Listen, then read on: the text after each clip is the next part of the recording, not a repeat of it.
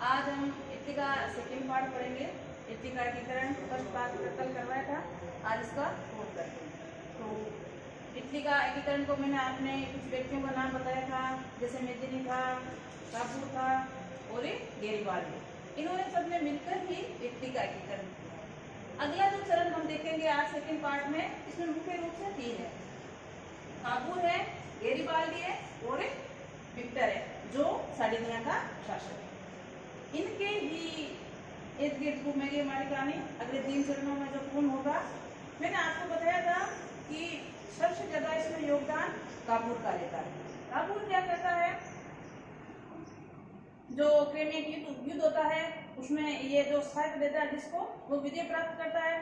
तो विजय प्राप्त करने के बाद जो पेरिस में सम्मेलन होता है उसमें इसको इन्वाइट किया जाता है कापूर को। कापूर वहां जाता है और यहाँ अपनी जो इटली की जो समस्या है उसको अंतर्राष्ट्रीय समस्या बता देता है। और वहाँ जो फ्रांस का शासक होता है नेपोलियन तृतीय, वो इससे बड़ा प्रभावित होता है और इसको बोलता है कि आपको क्या चाहिए, तो ये सेना सहायता मांगता है।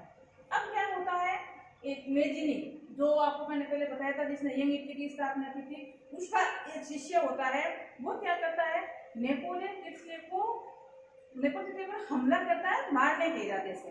तो ये बात जब काबूल को पता चलती है तो काबूल तो कहता है कि मुझे ये आलोचना पर झेलनी पड़ेगी कि आपके तो इसे सहायता ले रहे थे, आपके ही राज्य का एक व्यक्ति इस पर आक्रमण कर रहा है।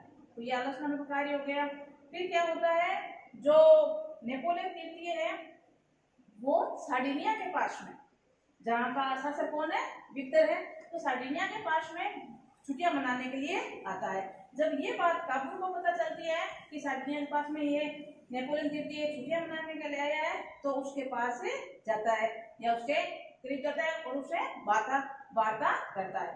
तो उसी समय एक समझौता होता है जिसका नाम है फ्लोबियन समझौता। होता कब है, 1858 ईस्वी।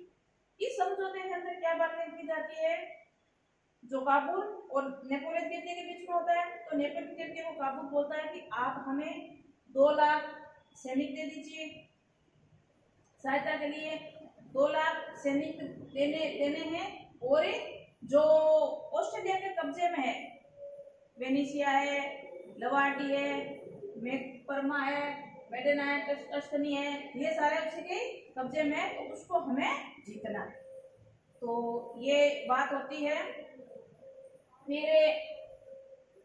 फ्रांस कहता है, फ्रांस का शासक कहता है नेपोलियन को कि मुझे भी कुछ चाहिए, तो आप मुझे क्या दोगे। तो वो कहता है कि आपको क्या चाहिए, तो फ्रांस का जो होता है शासक नेपोलियन, वो बोलता है कि आप सेवाय और नीस हमें दे दीजिए। तो सेवाय और नीस से फ्रांस को देने की बात हो जाती है। फिर क्या होता है, जो विक्टर है ये अपनी पुत्री का विवाह नेपोलियन के साथ करने के लिए राज्य तय करने की बात होती है। ये किसके अंदर होता है, फ्लोबियन समझौते के तहत। और ये जो मैंने आपको मानचित्र बनाया है ये पूरा क्या है, इटली है। जैसे यहाँ से हम देखना शुरू करते हैं तो नीस, सेवाई, पिडमान, लोबार्डी, ये वेनेशिया है, परमा, मेडिना, अस्टनी, रोम, नेपल्स, सिसिली और ये सार्डिनिया। पिडमोन और सार्डिनिया साथ में ही बोला जाता है। जो शासक है विक्टर वो कहाँ का है, सार्डिनिया का, ठीक है। और ये ऊपर का जो भाग है, नीस है, सेवाई है, पिडमोन है, सार्डिनिया, लेबोनी, वेनेशिया, इसको उत्तरी भाग बोला जाता है, ठीक है। परमा, मेडिना, रोम है, ये मध्य भाग है। और नेपल्स और जो सिसिली है वो कौन सा है, दक्षिण भाग। तो इस प्रकार 3 भागों में जो मैंने बताया नेपोलियन बांट कर किया था, तो ये इसका हिस्सा है। फिर क्या होता है, ये बात हो जाती है फ्लोबियन समझौते के बाद।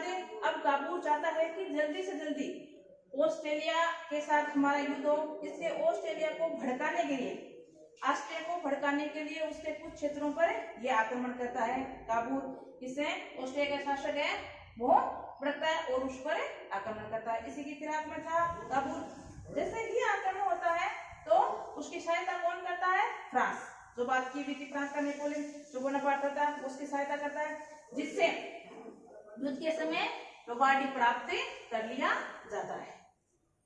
लेकिन बीच में क्या होता है, ऑस्ट्रिया और फ्रांस के बीच में संधि हो जाती है, बिल्ला फ्रेक संधि, जो कब हुई है, 11 जुलाई 1859 ईस्वी। याद रखना, बीच में ही फ्रांस और ऑस्ट्रिया संधि कर लेते हैं। कौन सी? विला प्रेग की संधि 11 जुलाई 1859 ईस्वी, याद रखो, ठीक है। संधि होते ही फ्रांस अपनी सेना हटा लेता है और युद्ध समाप्त हो जाता है। तो जो पहला चरण है, ये पहला चरण चल रहा है, तो पहले चरण में केवल मात्र काबुल को लोबार्डी ही प्राप्त होता है, वेनेशिया वो प्राप्त नहीं कर पाता है। आगे हम चले, अब क्या होता है, जो ये तीन है, परमा, मेडना और स्टनी, ये तीनों ही क्या करते हैं, विद्रोह कर देते हैं। और यहाँ पर जो शासक है वो योग्य नहीं है, तो विद्रोह को रोक नहीं पाते हैं। तो ऑस्ट्रिया और एक काबुल के मध्य, मतलब जो सार्डिनिया का प्रधानमंत्री है उसके मध्य वार्ता होती है। और वार्ता में क्या बोला जाता है कि हम जनमत संग्रह कर ले।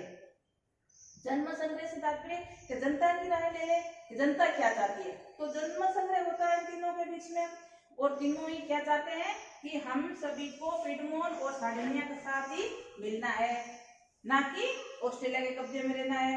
तो ये बात हो जाती है। तो ये तीनों किसको प्राप्त हो जाते हैं, सार्डिनिया को। और साथ में ही ये जो दो है, नीस और सेवाएं, इसका भी जनमत होता है और ये फ्रांस को दे दिए जाते हैं। जो का समझौता होता है ना, उसमें बात होती है, उस वार्ता के तहत ये दोनों राज्य किसको कहते हैं, फ्रांस को। जो नेपोल कहते हैं उसका शासक है, उसको दे दिया जाता है। अब सेकंड चरण देखे हम, तो सेकंड चरण में आता है गेरिबाल्डी। ये कौन है गेरिबाल्डी का, मैं थोड़ा आपको परिचय बताती हूँ। ये गेरिबाल्डी का जन्म 1807 ईस्वी में नीस में होता है, ठीक है।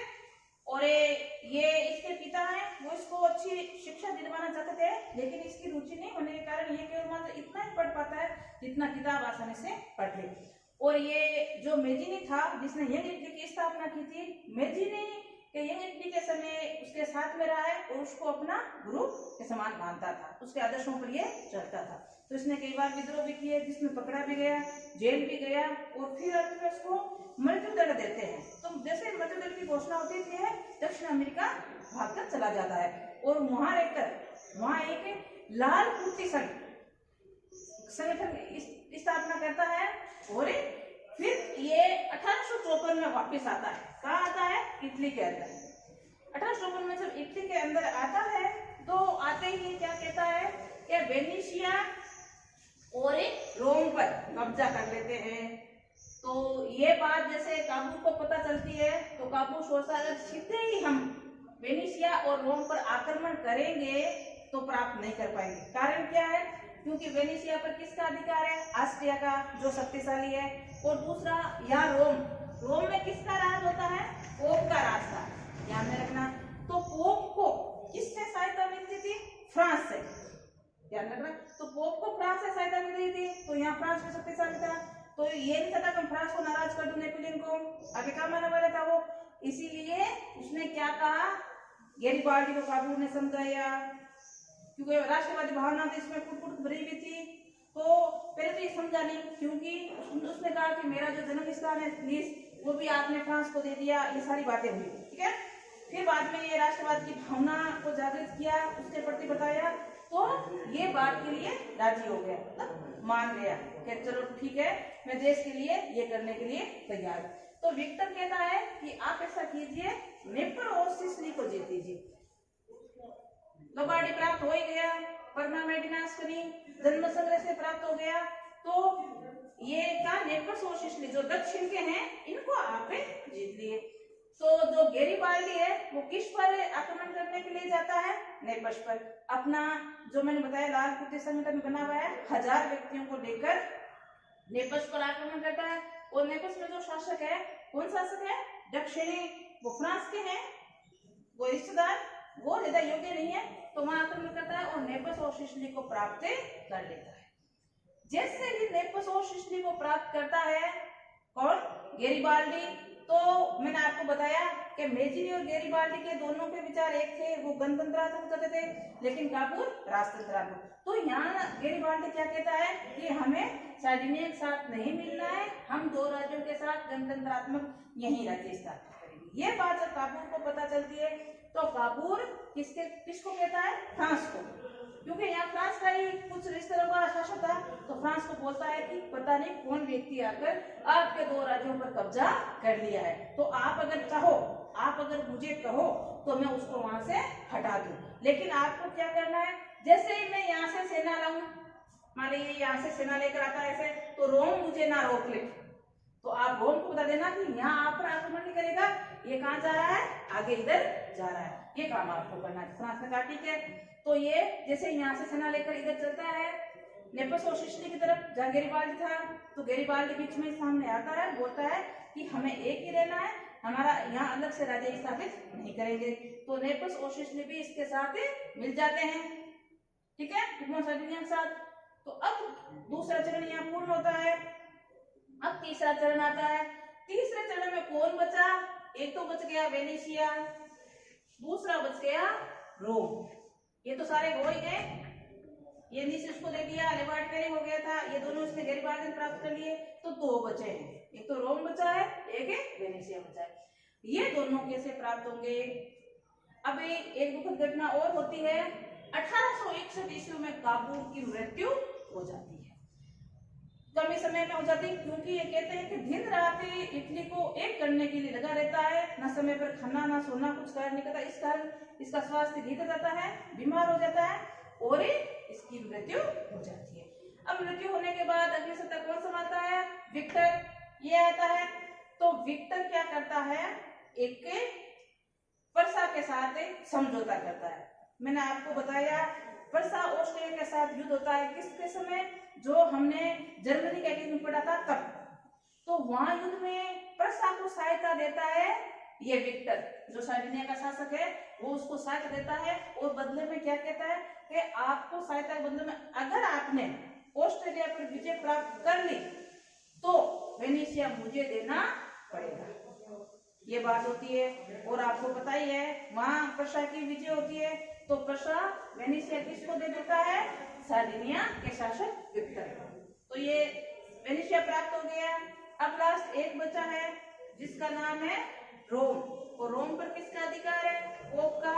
और पोप को सहायता कौन देता है? फ्रांस।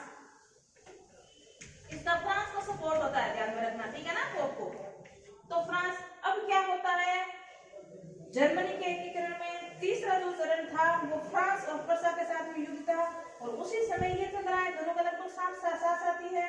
तो उसी समय जब फ्रांस को सेना की आवश्यकता होती है तो रोम से अपनी सेना हटा लेते हैं, और ये जब मौका विक्टर को मिलता है तो विक्टर आकर रोम पर अपना अधिकार कर लेते हैं।